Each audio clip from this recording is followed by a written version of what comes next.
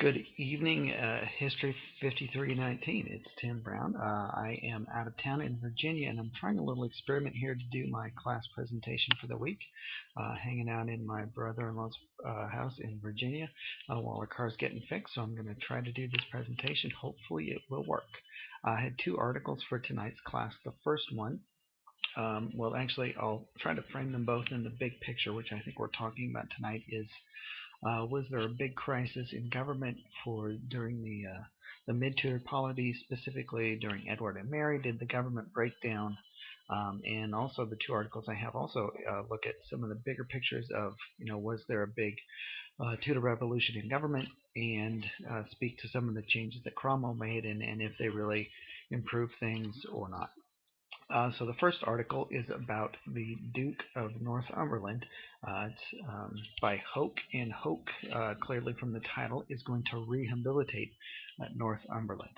Northumberland has a bad rap, sort of like some of the old medieval kings, for being a nasty guy. Basically, he took over and kicked out the Duke of Somerset, who was the original Lord Protector, I believe, for Edward after Henry VIII died. So the Duke of Northumberland pushed him out, used some treachery, got rid of him, threw him in jail, and took over. So historians basically said that was not very nice. He was a big meanie. Hoke's point is that, in fact, even though he used some underhanded tactics, his motivations were beneficial, and that he really was just doing it for the good of England. Basically, Somerset had kind of done a poor job of taking things over and running the show while Edward was in his minority. So basically what it meant was that, I'm not good at this on camera, lost my train of thought here. Okay, so Somerset, his biggest problem was he was not a good delegator. He hoarded a lot of power for himself, and including trying to manage all the finances, which he wasn't very good at. So basically the crown was running out of money. Somerset was not doing a very good job, having problems. So Umberland realizes that Somerset has to go and takes the lead. But basically, Hope points out that everyone else on the council was in agreement. Everybody thought Somerset had to go. Northumberland just happened to be the guy to go through with it, and he kind of gets the bad rap for it. But basically, Hoke also says that he did a very good job of stepping in Somerset's place. He delegated the financial responsibilities that he wasn't very good at. He recognized that it wasn't his strong point, turned it over to people who were good with money. They put the kingdom back in the black income-wise, and even hoarded enough extra money that the Privy Council itself had a slush fund, basically, to work with to do their own stuff. So Northumberland did a good job in delegating and fixing some of the problems that Somerset had allowed to crop up, but he did continue to pursue the agenda of social justice, or at least of benevolent social policies that Somerset had started, recognizing that basically there was a vacuum that was created by the Catholic Church, or by the absence of the Catholic Church, where the government was going to have to step in helping the poor, needy, and things like that, where they hadn't been able to do it before. So he carried on that aspect of Somerset's rule. So basically, the other thing is that Northumberland also gets a bad rap in obviously trying to get his son and Jane Grey in instead of Mary, and therefore he opposed Mary, which ultimately got his head chopped off for him. So he gets a bad rap for that, but Hoke points out that at the point in time when Edward dies, things are kind of up in the air, and basically he just gets a bad rap for backing the wrong horse, which at the time he wouldn't necessarily have known was the wrong horse. I'm not sure if Professor Maya needs any details on his flip-flopping between Protestant and Catholicism. I know he sort of hedges his bets and tries to cover both bases when he is executed. And basically, Hoke thinks he makes the play towards Catholicism and professes it at the end, hoping that Mary will spare him, which doesn't work. But basically, he was sort of a practical guy when it came to religion, was really focused on what was best for the realm, and felt that going back towards Catholicism would not be good for the country, which is one of the reasons why he backed or did not back Mary and opposed her. So on to the second article. The second article is about John Russell, and who was an administrator, oversaw western counties after the death of Henry VIII, or actually leading up to it a little bit before that. Basically, it's also a positive piece in regards to the concept of an Edwardian crisis. Basically, Russell took over for Courtenay, the Marquis of Exeter, I believe, who was in charge of all the western counties for about 30 years and did a very good job of it, but in the process acquired a lot of power and money. At the time of his death, he was up to £3,000 a year in income, so in the process of that made himself quite a threat. So in 1538, Henry VIII felt like his succession still wasn't secure. He didn't have a male heir or a spare, so he was concerned about a big rival, and Courtenay happened to have royal blood.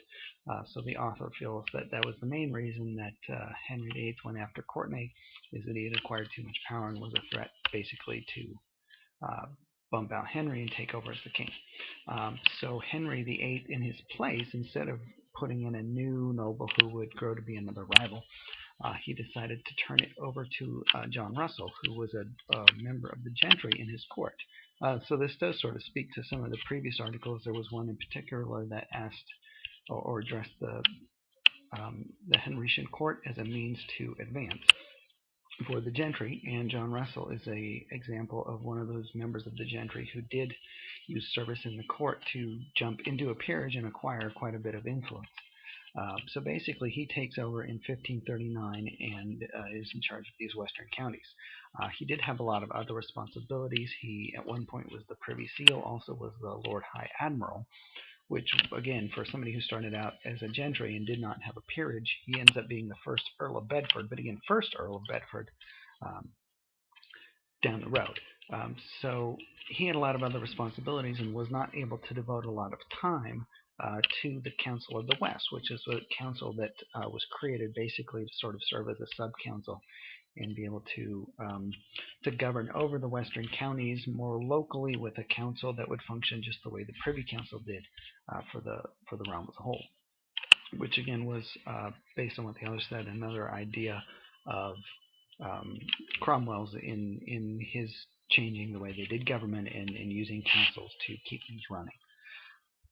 So Russell did not do a good job when he originally started out in holding these councils. So as a result, eventually a bunch of problems crop up, and they have this big revolt. Partly it was due to the enclosure crisis. Also, in the western counties, Catholicism had a lot tighter hold, so they were upset about the changes to the liturgy, which meant that where other places in England might not have been as upset by the Reformation, the western counties were. So that caused more of a problem. Anyway, these revolts crop up, but the author points out that, and I keep saying the author, let me look up the name. Anyway, author points out that after the revolts pop up, this is where, again, the stable government kicks in. So it's not a breakdown in government, but it's good crisis management that's the result of good government.